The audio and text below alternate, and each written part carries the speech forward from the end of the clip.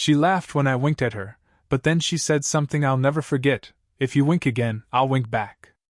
I didn't realize it then, but that playful challenge would change the way I saw her forever. It started with something so small, so playful, that even now I wonder if I imagine the look in her eyes that followed. I was at my best friend's house, a place I had visited countless times over the years. By now, I knew every corner of the place: the old family photos that lined the hallway, the slightly crooked painting above the living room couch, the faint smell of cinnamon and coffee that always seemed to hang in the air. His home wasn't just familiar, it felt almost like an extension of my own. But that evening, something shifted. We were all gathered in the kitchen, the heart of the house. His mom moved around with the ease of someone who knew the rhythm of her space perfectly, pulling open a cabinet without looking, sliding a plate onto the counter with the kind of grace that comes from habit. She had that presence, you know? The kind that makes even the simplest movement feel intentional. Her hair was tied loosely, a few strands falling forward, catching the warm light above the stove. I don't remember exactly what joke my friend had made, but I do remember her laugh, light, almost musical, but with a touch of tiredness underneath, like she'd had a long day. And maybe that's why I did it.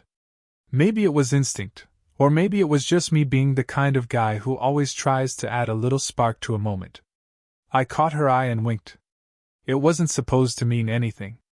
Just a playful, harmless gesture, the kind of teasing wink you give when you're in on a joke.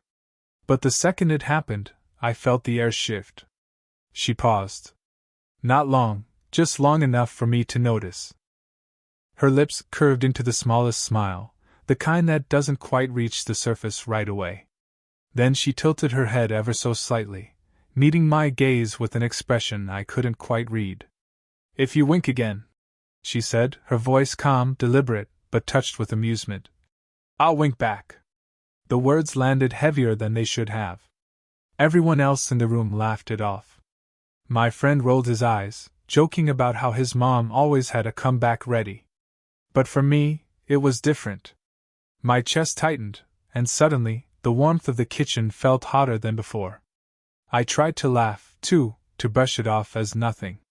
But my eyes lingered on her longer than they should have.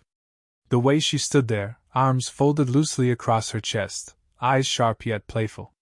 She was confident, teasing me as if daring me to push the moment further. And yet, beneath that confidence, I thought I saw something else. A flicker of vulnerability, so quick I might have missed it if I wasn't paying attention. It was as though she had just handed me a secret, one wrapped in a smile and disguised as a joke. For the rest of the evening, I couldn't get that line out of my head. "If you wink again, I'll wink back." It replayed itself as I sat at the table, trying to focus on the conversation. It whispered through my mind as I carried my plate to the sink. And every time I caught her moving through the house, pouring a glass of water, straightening a chair, I wondered if she was waiting, too. Waiting for me to try again. Of course, I didn't. Not yet. But in that single exchange, something had shifted between us. What began as a joke had become a question neither of us was ready to answer. And I knew, deep down, that nothing in that house would ever feel quite the same again. Dinner that night should have been like any other. The kind of easy family meal I'd shared with them dozens of times before. Simple food, easy conversation, laughter filling the room. And yet I couldn't shake the weight of what had happened in the kitchen earlier. One playful wink. One teasing reply. It shouldn't have meant anything, but it did. I sat across from her at the table, trying to act normal. My friend carried the conversation, telling stories about work, about some argument he'd had with his neighbor. His dad chimed in, grumbling good-naturedly about the state of the garden. Everyone laughed in all the usual places. But for me, the room was louder than ever and quieter at the same time. My ears caught the voices, but my eyes kept drifting back to her. She moved gracefully, even in small gestures, passing a bowl of salad, pouring herself a glass of water. When she tucked a strand of hair behind her ear, I noticed the faint silver at her temples catching the light. It didn't make her look older, it made her look real, grounded, beautiful in a way that felt unshakable. and then there were her eyes. I swear, they found me more than once across that table. Not long stares, nothing obvious, just glances that lingered 1 second too long before darting away. Each time, I felt my chest tighten. Did she know what she was doing? Or was it my imagination, building meaning where there was none? I tried to distract myself with food, with conversation, but it was useless. Every sound seemed sharper: the clinking of cutlery, the scrape of a chair leg on the floor, the soft rise and fall of her laugh. And beneath all of it, a tension hummed like background music only I could hear. At one point I reached for the serving spoon at the same time she did. Our hands brushed, just lightly, just enough for me to feel the warmth of her skin against mine. She didn't pull away quickly, not like most people would. Instead, there was the faintest pause, her fingertips grazing the side of my hand before she let go. She looked at me then, not with words, but with a knowing spark that made my throat dry. I forced myself to focus on my plate, stabbing at my food, pretending nothing happened. But inside, everything had changed. She carried herself with the confidence of someone who had lived more life than me, yet in those fleeting moments, I sensed something quieter: vulnerability, maybe, or curiosity. It was like she was letting me glimpse a side of her no one else at the table could see. As the meal went on, I caught her sipping from her glass, hiding a smile when my friend made another ridiculous joke. But then her gaze flickered to mine, quick and sharp, like we were sharing a private joke of our own. I looked away, trying to hide my grin, but the heat rushed to my face anyway. The conversation around me blurred, voices blending into background noise. What mattered was the silent current passing back and forth across the table. Half glances, small smiles, the brush of hands that should have meant nothing but meant everything. By the time the plates were cleared, I realized something undeniable. Whatever had begun with a wink wasn't gone. It hadn't faded or been laughed away. It was still there, alive, pulsing quietly between us, waiting for what came next. The kitchen had always been her territory. She moved in it like a conductor, every gesture efficient, every sound purposeful, the steady rhythm of plates stacking, silverware clinking, the faucet hissing as water rushed over porcelain. Normally, I barely noticed. But tonight, every sound, every motion felt sharper, like my senses had been rewired. Dinner was over, and everyone else had drifted off. My friend slouched in the living room with the TV, his dad making a call in the other room. It left just the two of us in the kitchen, clearing the remains of the meal. I offered to help, half out of habit, half because something inside me didn't want to let the evening slip back into ordinary. She smiled faintly, not resisting, not insisting I sit back down as she sometimes did. Just that small smile, as if she knew what I was really asking for. The first time our hands brushed, it was nothing. A casual exchange of a plate, my fingers grazing hers for barely a second. But the second time, when I reached for a glass as she turned toward the sink, our hands met again. This time neither of us moved quickly. The glass shifted between us, our fingers tangling briefly before she let go. That pause, so subtle, so fleeting, was enough to make my heart pound. I glanced up. She was already at the sink, rinsing dishes, her back to me. But I noticed her shoulders were just a little too still, as if she was aware of me behind her. I stepped closer, placing another plate near her. The smell of soap and warm water filled the air, mingling with her perfume, something floral, understated, but grounding. "You don't have to help," she said, her tone light, almost dismissive. "I don't mind," I replied, keeping my voice steady, even though I felt anything but. She glanced sideways then, just a quick look, her lips curving in the faintest trace of amusement. That was when I realized she knew. She knew the tension humming between us, the meaning hidden inside every simple gesture. And she wasn't shutting it down. At one point I reached for a fork just as she did. Our fingers overlapped fully this time, and for a breath either of us moved. Her hand was warm, soft but steady, and I felt the smallest squeeze, intentional or imagined, I couldn't tell. She withdrew slowly, as though letting me notice the absence. The silence between us grew thick, not uncomfortable, but charged. The clatter of dishes faded into background noise. What mattered was the closeness, the awareness of how near we stood.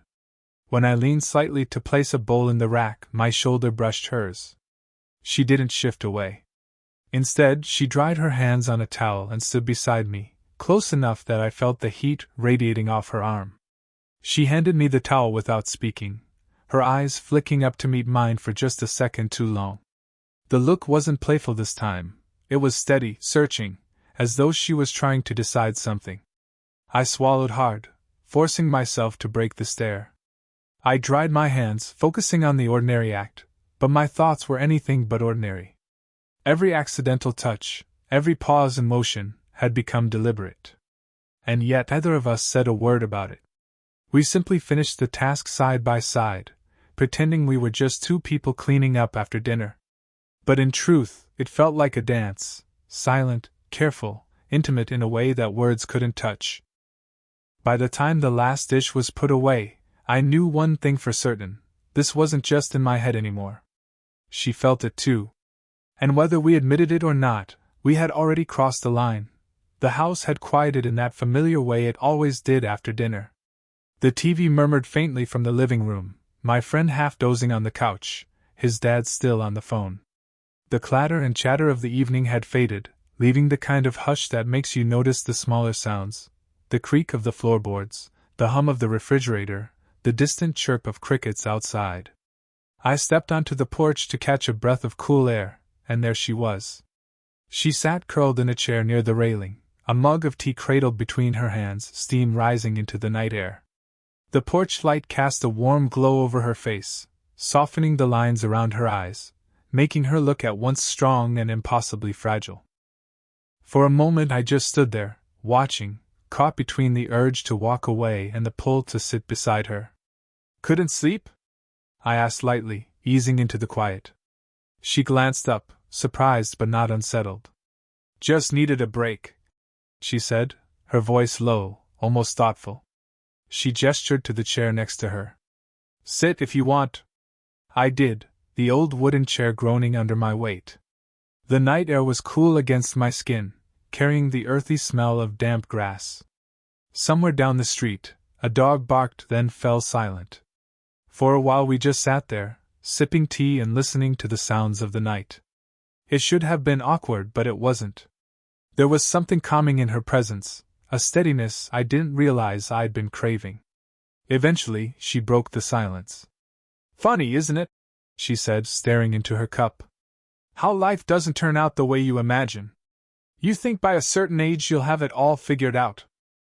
Then one day you wake up and realize you don't." Her voice carried a quiet weight, not bitter, not sad exactly, but honest. I watched her thumb trace the rim of her mug, her eyes distant. "I get that," I said softly. "I feel the same sometimes. Like I'm supposed to know what I want, where I'm headed. But most days, I'm just trying to figure it out." She looked at me then, really looked, and for a second, the age difference between us disappeared. It wasn't about years or experience, it was about two people admitting they didn't have all the answers. She gave a small, rueful smile. "You've got time, though. That's the difference. You've still got all the pieces in front of you." "Me?" She let out a breath, almost a laugh. "I'm past the halfway point, still wondering what I'm supposed to be building." Her words tugged at something deep inside me. I wanted to tell her she was wrong, that she wasn't past anything, that the way she carried herself was proof of a life still unfolding. But the words stuck in my throat. Instead, I let my hand rest on the arm of my chair, close, so close, to hers. She noticed. I could tell by the way her breath caught, the way her gaze flickered down for just a moment before returning to the stars above. "I don't think anyone really figures it out," I said finally. "But you don't have to do it alone." She turned her head then, meeting my eyes. Her expression softened, her lips parting as if to reply, but no words came. For a heartbeat, the world felt suspended, the night holding its breath. And then she smiled. Not the playful smile from earlier, not the guarded one she wore at the dinner table. This smile was smaller, more vulnerable, as if she'd let me glimpse something she usually kept hidden. We didn't move closer, didn't cross any lines. But in that quiet moment on the porch, it felt like we had already shared something far more intimate than touch, a truth, unspoken but undeniable. The night stretched on, but not in a heavy way, more like time had slowed, unwilling to let go of what lingered between us. The conversation on the porch faded into quieter silences, filled with little glances and the kind of comfort that comes from simply sitting near someone. Eventually, I stood, knowing I couldn't stay much longer. My friend was half asleep in the living room, and the house had that late-night stillness where even footsteps feel too loud. She rose with me, carrying her empty mug, and together we walked back inside. The hallway was dim, lit only by a lamp near the stairs. Shadows stretched across the walls, soft and elongated, making the space feel more intimate than it ever had before. She set her mug on the counter, brushing a strand of hair behind her ear as she turned toward me. "You should probably head out," she said gently, though there wasn't an urgency in her voice, more like she was reminding herself as much as me. I nodded, though part of me wanted to find an excuse to stay, to hold on to the night for just a little longer. I slipped on my jacket, my fingers fumbling slightly with the zipper, aware of her eyes on me. And then, almost without thinking, I glanced up and gave her another wink. It was reckless, maybe even childish, but I couldn't help myself. The memory of her earlier words had been echoing in my mind all evening. If you wink again, I'll wink back. For a moment, silence filled the air between us. She blinked, her expression unreadable, and I wondered if I'd crossed a line. My pulse quickened, the weight of the playful gesture suddenly feeling heavier than I expected. Then she did it. Slowly, deliberately, she closed one eye in a wink and let it linger, her lips curving into the faintest smile. It wasn't the casual, teasing kind of wink you throw across a room. It was softer, more meaningful, and it hit me like a secret I was now entrusted with. My chest tightened, heat rising to my face. That small gesture carried an intimacy no words could have matched. It wasn't a game anymore. "Your trouble," she murmured, almost to herself, though I caught every word. I laughed quietly, trying to play it off, but my voice betrayed me with its nervous edge. "Takes one to know one." She shook her head, but the smile lingered. For a second, she looked younger, lighter, like the weight she often carried had slipped from her shoulders. Her eyes softened, not with amusement this time, but with something closer to affection, or maybe acceptance. The space between us suddenly felt smaller, though we hadn't moved. My hand brushed against the doorframe as I leaned back slightly, trying to ground myself. She stood just a few feet away, her arms relaxed at her sides, her gaze steady. Neither of us said anything more about it. But in that moment, standing in the dim hallway with the quiet of the house pressing in around us, I knew we had crossed into something new. I opened the door slowly, the cool night air spilling inside. She followed me just far enough to stand in the doorway, her presence warm against the chill. "Good night," she said softly, her voice carrying that same smile I'd seen in her eyes. "Good night," I echoed, my throat tight. As I stepped outside, I glanced back one last time. She hadn't moved, still standing there, watching. And though her expression was calm, I caught the faintest glimmer in her eyes, like a secret she was daring me to keep. That wink, simple as it was, had become something more than playful. It was a signal, a promise, a thread tying us together in ways neither of us was ready to name. And as I walked down the quiet street, the echo of it lingered with me, as vivid as if she had whispered the truth out loud. The night should have ended after the wink. That would have been the safe ending, the polite goodbye, the quiet walk home, the memory tucked away like a folded note in a pocket. But something about the way she lingered in the doorway told me it wasn't finished yet. She closed the door gently behind her, then turned back into the house. I followed her without fully thinking about it, my footsteps careful on the hardwood floor. The living room lamp still glowed faintly, throwing golden light across the space. My friend's soft snoring came from the couch, a steady reminder of how close we were to discovery. She motioned for me to follow her into the smaller sitting room just off the hallway, where a single lamp cast shadows that felt more intimate than bright. It was quieter here, insulated from the rest of the house. She busied herself with something small, folding a throw blanket, straightening a book on the side table, simple gestures that seemed designed to keep her hands moving. I stood there, unsure of what to do with mine. Finally I offered, "Do you want me to help with anything?" Her eyes flicked up at me, holding my gaze for a long moment. Then she let out a breath that was half a laugh, half a sigh. "You've already helped more than you know." The words hit deeper than I expected. I wanted to ask what she meant, but the softness in her expression stopped me. It was the kind of look that carried weight, something better left unsaid. She reached for the blanket again, and I stepped forward to take it from her. Our hands overlapped, and this time, either of us pulled away quickly. The fabric pressed lightly between our palms, but the warmth of her skin bled through. My heart thudded in my chest, louder than the quiet tick of the wall clock. Her eyes lifted to mine, steady, searching, as if she was waiting for me to speak, or waiting for me to break. I didn't. I couldn't. Instead, the silence grew thicker, wrapping around us. My hand lingered over hers, not gripping, not clutching, just resting there. She didn't move. She didn't need to. That stillness was its own kind of response. Finally, she let the blanket fall to the couch and took a half step closer. Not much, just enough that I could feel the heat radiating from her body. She lifted a hand, almost unconsciously, brushing at the sleeve of my jacket. Her fingertips grazed my arm, so lightly I wasn't sure at first if it was real. But it was. The touch lasted only a moment, but it unraveled me. It wasn't a hug, wasn't even a handhold, yet it carried the weight of something more intimate than either.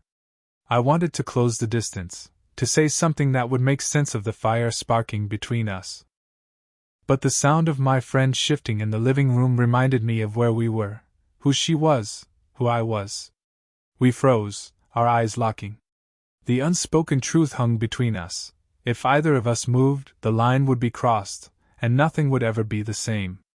She lowered her hand slowly, as though aware of exactly how much that one small touch had said. Her expression was calm, but her breathing betrayed her. I mirrored it, inhaling, exhaling, trying to steady myself.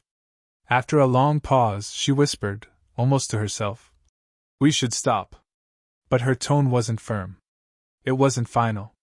It sounded more like a reminder than a rule, as though she was telling herself rather than me. I nodded, though I didn't step back. "Yeah," I said softly. "We should." The truth was, neither of us did.